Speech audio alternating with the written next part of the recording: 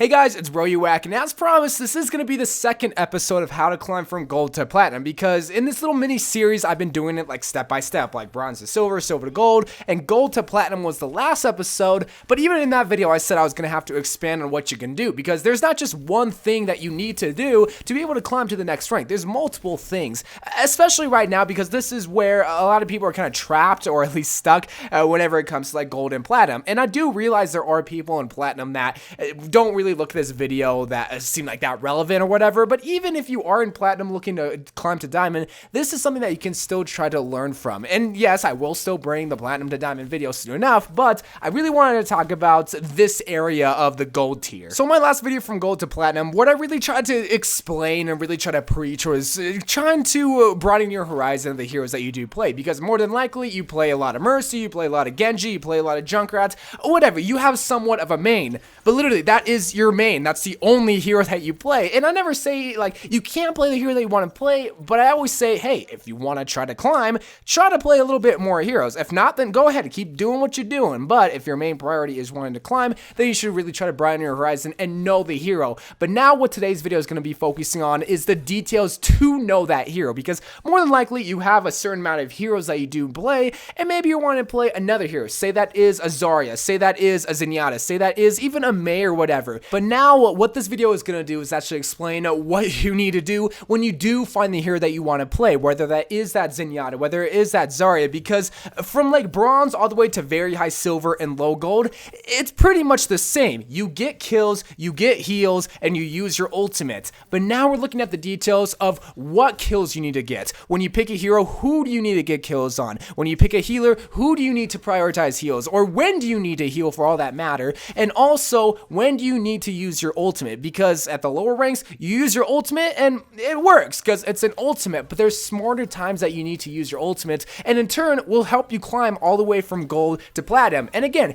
everyone can use this kind of tip. It's just like this is the time that you start to adopt those like little nitty details of every single hero. So what are those details that you need to focus on? Well, the first category is going to be kills, because this is the time that you have to realize, okay, yes, everybody can get kills, even Mercy, and literally everybody could kill everybody, but it's being able to identify what hero you picked can specialize in very special kills. Because if you're literally focusing on just a few heroes that you just need to kill, you're going to be allowing your other teammates to get kills in areas that they're excelling at too. So let's just use an example, because this might not make sense, but maybe if I just put it into perspective, you will understand. Let's use a hero like Genji, right? Genji is a very popular hero by infamous reasons, very famous reasons, because Genji is probably the S tier of like the DPS category, but he's very hard to kind of master in a sense. But one way that you can master him is just being able to identify, okay, who do I need to focus on when I pick Genji? Because if you're able to identify the targets, oh dude, you're going to be able to wipe out just at least 2 people. If you as Genji can take out 2 people,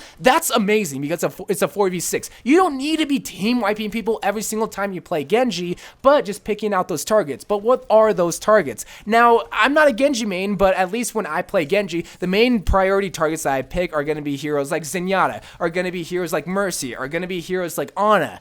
You kind of see the trend here. They're very squishy heroes, but they're also the heal heroes, because more than likely, the healers are going to be in the back lines. Well, one thing that Genji really specializes in is being able to flank around. This can also apply to Trace, but again, we're just going to be focusing on with Genji right here. If you're able to make the healers feel uncomfortable, and if you're able to push them at the front line, maybe you get the kill, maybe you don't, but whatever you did right there worked out, because you made them uncomfortable, and you're able to negate their main job, which is being able to heal the team. So really, if you as a Genji can just focus on those main targets, it doesn't even just have to be healers. It could just literally be someone like a McCree or a Soldier. Really, just squishy heroes are who you need to focus on. You're specializing in those kills, allowing someone like the Reaper to focus on the tanks. You as Genji, again, I'm not a Genji man, I'm not a Genji expert, but at least when I play Genji, your main priority aren't the tanks. You shouldn't be going after the Winston. You shouldn't really be trying to go for the Diva. You can, but you're going to be a whole lot better at going after the smaller heroes that really can't defend themselves, because you're harder to hit, you're fast, and you're able to get DPS really, really quick. So that was just an example of what kind of specialized kills you need to focus on when you do pick a certain hero. And again, I don't want to focus on every single DPS hero, because we'd be here for hours. But now let's actually go into the details of the healer role and actually what kind of heals you need to specialize in. Let's just use an example like Lucio, because Lucio, again, a very popular pick, but it seems like the role is very skewed because like there's so much that you can do with Lucio, and especially I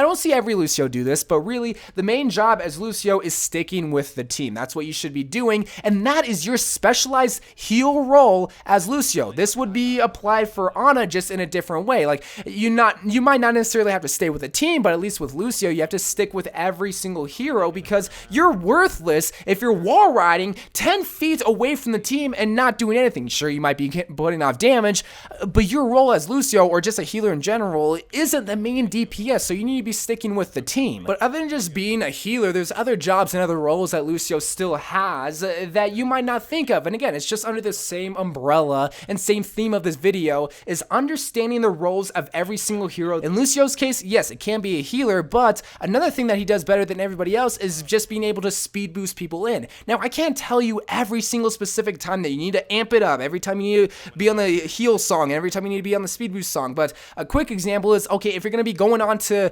Volskaya Industry and you need to capture the point, that's the time that you need a speed boost. Don't just be using your amp it up ability just because you can. No, there's going to be times and places that you need that quick heals or that quick speed. And just furthering the other roles that Lucio can have is being a peel hero. So I'm going to tell you guys something that you might not know about, which is the term peel. So what this means is that if, say, someone like an Ana or a Mercy is being attacked by that Genji or by that Tracer, you as Lucio, you as Diva, you as Soldier go and peel to that vulnerable hero because you're able to quickly go over there, defend them, and also not die by them because, well, you're either a harder target to hit or you just have more HP that you can just body block them. And that same role is in Lucio's case. So being able to identify all those different roles along with all the other heroes that you play will help you climb, especially if you're a healer main. Like if you want to play Lucio, just being able to identify, okay, this is what Lucio does better than Mercy. Let me do those specialized talents. Let me do those specialized jobs so that I can just be a better effective Lucio, be a better effective healer than just being a Mercy. Another thing that you need to specialize in and just learn whenever it comes to learning a new hero is using your ultimate, because every single ultimate more or less is different or has a different like outcome whenever you do pop it. Like yes, Soldier and McCree's might be the same because they just get mass amounts of kills, but just being able to identify the situations that you use those ultimates in will help you be more effective with your ultimate usage, because the same story from bronze to high gold, low silver, you just use your ultimate because you had it and it more or less worked out because, well, it's an ultimate ability. But let's use an example like Zarya, because again, Zarya's ultimate is probably one of the best ultimates in the game because it brings so many people together like a family that hates each other, kind of like mine. But you're also able to do mass amounts of damage. Everybody knows this.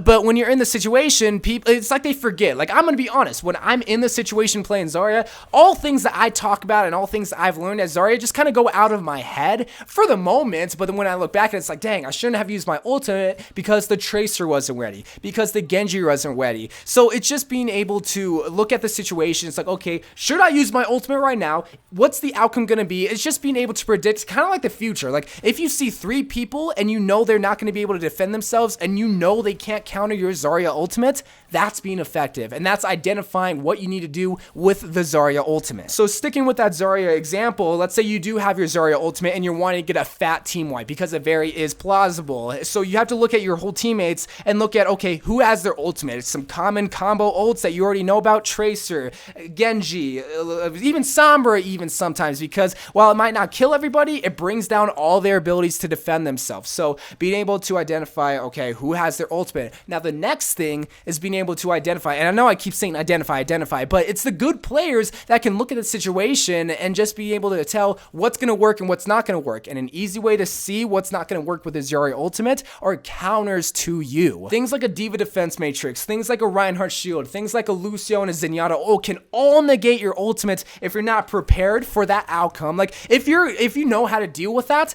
then go ahead and use your ultimate. But at least for me, what I try to do as Zarya, I try to kill at least one of the counters, numerous counters for my ultimate, and then I use my ult. So I can just get rid of as many factors getting in the way of me from that end goal, which is getting 5-man, 6-man, 4-mans, whatever the case may be, just getting fat team wipes. And same thing goes with a soldier ultimate. Same thing goes with a Mei ultimate, being able to take out that diva so soldier and Mei can just both use their ultimates to the cleanest of their abilities. And diva really negates a lot of ultimates, but hey, that's a big reason why she's so popular, is because she can just take out so many ultimates. But just being able to just recognize that situation and knowing, okay, I can't just simply ult, because I know if I ult right here, it's not going to work out in the end. And the last thing I'm going to tell you is just be able to know what you specialize in when you pick that hero. Tracer is a fast, mobile, flanky type hero. She's not going to be at the front lines rather than just the enemy back lines. Reinhardt specializes in being able to protect the whole entire team, but really relies on the healer because, well, he's not able to heal himself.